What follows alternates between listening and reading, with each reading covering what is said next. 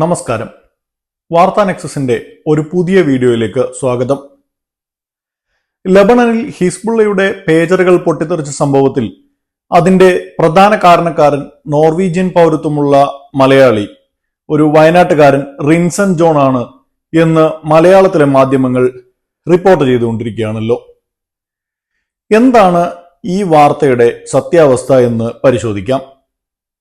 യഥാർത്ഥത്തിൽ റിൻസൺ ജോണിനെയും അയാളുടെ കേരളത്തിലെ ബന്ധുക്കളെയും അവരുടെ സ്വത്തിനെയുമെല്ലാം അപകടത്തിലേക്ക് എറിഞ്ഞുകൊടുക്കുന്ന ഒരു കളിയാണ് ഈ മാധ്യമങ്ങൾ ചെയ്തുകൊണ്ടിരിക്കുന്നത്.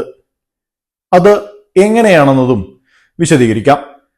വാർത്തകളെ സെൻസേഷണലൈസ് ചെയ്യാനും അതുവഴി TRP യുദ്ധത്തിൽ മുന്നോട്ട് വരാനും വേണ്ടി മാത്രമാണ് ന്യൂസ് ചാനലുകൾ ഇങ്ങനെ ചെയ്യുന്നത്. അത് തികച്ചും ദൗർഭാഗ്യകരമാണ്. ഈ റിപ്പോർട്ടിങ്ങിൽ പ്രചോദനം കൊണ്ട് അവർക്ക് നേരെ ഒരു തീവ്രവാദി ആക്രമണം ഉണ്ടായാൽ ആര് ഉത്തരവാദിത്വം ഏറ്റെടുക്കും എന്നതും പ്രസക്തമാണ്.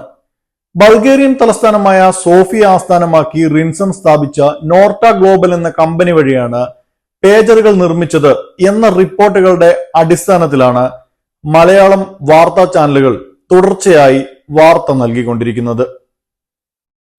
റിൻസൺ ജോൺ ആണ് ഈ പേജർ സ്ഫോടനങ്ങൾക്ക് പിന്നിൽ എന്നോ അതല്ലെങ്കിൽ ഇദ്ദേഹത്തിന് സ്ഫോടനവുമായി എന്തെങ്കിലും നേരിട്ട് ബന്ധമുണ്ടെന്നോ ഒരു അന്വേഷണ ഏജൻസികളും ഇതുവരെ കണ്ടെത്തിയിട്ടില്ല. ഒരു ഏജൻസിയും ഇതുവരെയായി ഇദ്ദേഹത്തെ തടഞ്ഞു വെക്കുകയോ ഈ വാറണ്ട് അല്ലെങ്കിൽ റെഡ് കോർണർ നോട്ടീസ് പോലുള്ളവ പുറപ്പെടുവിക്കുകയോ ചെയ്തതായും അറിവില്ല.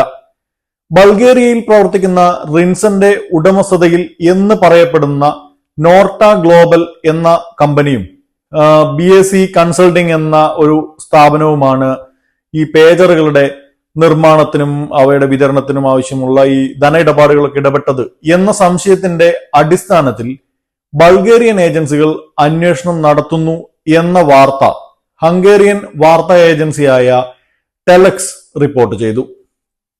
ഇതിനെ കൂട്ടുപിടിച്ചാണ് മലയാള മാധ്യമങ്ങളുടെ ഇപ്പോഴത്തെ ഈ റിപ്പോർട്ടിങ്ങുകളെല്ലാം. ബൾഗേറിയ എന്ന അഴിമതിക്ക് കുപ്രസിദ്ധി ആർജിച്ചതാണ് ഈ രാജ്യം. കയ്യിൽ പണമുള്ള ആർക്കും ഉദ്യോഗസ്ഥർക്ക് പണം നൽകി എന്തും നേടിയെടുക്കാൻ കഴിയും. അത്തരമൊരു രാജ്യത്ത് ആരുടെ പേരിലും ഒരു ഷെൽ കമ്പനി തുടങ്ങാൻ ഒട്ടും പ്രയാസമില്ല. പേജറുമായി ബന്ധപ്പെട്ട കോൺട്രാക്ട് നേടിയെടുക്കാൻ ഉൾപ്പെടെ കുറഞ്ഞത് 2 ഷെൽ കമ്പനികളെ ഉപയോഗിച്ചതായി ഔദ്യോഗിക വൃത്തങ്ങളെ ഉദ്ധരിച്ച് വാർത്താ ഏജൻസികൾ റിപ്പോർട്ട് ചെയ്യുന്നുണ്ട്. നോർവീജിയൻ പൗരത്വമുള്ള ഒരു മലയാളി ബൾഗേറിയയിൽ പോയി 2022 പേജർ നിർമ്മിക്കുന്നതുമായി ബന്ധപ്പെട്ടുള്ള കമ്പനി തുടങ്ങി എന്നതൊന്നും പ്രഥമ ദൃഷ്ട്യാ വിശ്വാസയോഗ്യമല്ല. ഇനി ഇതെല്ലാം ശരിയാണെന്ന് തന്നെ ഇരിക്കട്ടെ, അക്കാര്യം ഇതുവരെയായി ഒരു അന്വേഷണ ഏജൻസികളും സ്ഥിരീകരിച്ചിട്ടുമില്ല. ഇക്കാര്യം തീർച്ചയായും റിപ്പോർട്ട് ചെയ്യേണ്ട പ്രാധാന്യമുള്ള ഒരു വാർത്ത തന്നെയാണ്. ഇത്തരമൊരു സംശയമുണ്ടെന്നും അതിന്റെ അടിസ്ഥാനത്തിൽ ബന്ധപ്പെട്ട രാജ്യങ്ങളിലെ ഏജൻസികൾ അന്വേഷണം നടത്തുന്നു എന്നും മാത്രം പറഞ്ഞാൽ മതി. എന്നാൽ ഇത്തരമൊരു വാർത്ത പുറത്തു വന്നതോടെ നമ്മുടെ വാർത്താ മാധ്യമങ്ങൾ ഒരു കൊടും കുറ്റവാളിയോട് പെരുമാറുന്ന നിലയിലാണ് റിപ്പോർട്ടിംഗ് നടത്തിക്കൊണ്ടിരിക്കുന്നത്. റിൻസൺ ജോണിന്റെ സാമൂഹ്യ മാധ്യമ പ്രൊഫൈലുകളിൽ നിന്നുള്ള ചിത്രങ്ങൾ എല്ലാം പരസ്യപ്പെടുത്തിയിരിക്കുന്നു. ലിങ്ക്ഡിൻ പ്രൊഫൈലിലുള്ള അദ്ദേഹത്തിന്റെ പ്രൊഫഷണൽ വിവരങ്ങളെല്ലാം പ്രസിദ്ധീകരിച്ചിരിക്കുന്നു.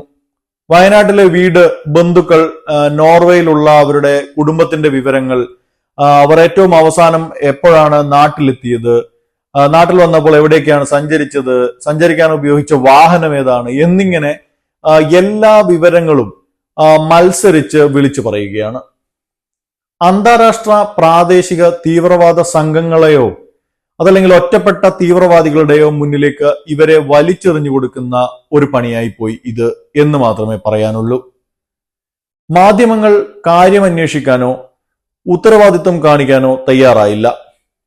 മുസ്ലിം തീവ്രവാദികൾക്ക് പണി കൊടുത്ത വീരനാണ് ഇയാൾ എന്ന ഒരു വിഭാഗവും നമ്മുടെ നാട്ടിലെ ക്രിസ്ത്യൻ തീവ്രവാദികളെ ഭയക്കണമെന്ന് മറുപക്ഷവുമൊക്കെ ഈ വാർത്തകൾക്കടിയിൽ ഓടി നടന്ന് കമന്റ് ഇടുന്നതും ഒട്ടും ആശാവഹമല്ല.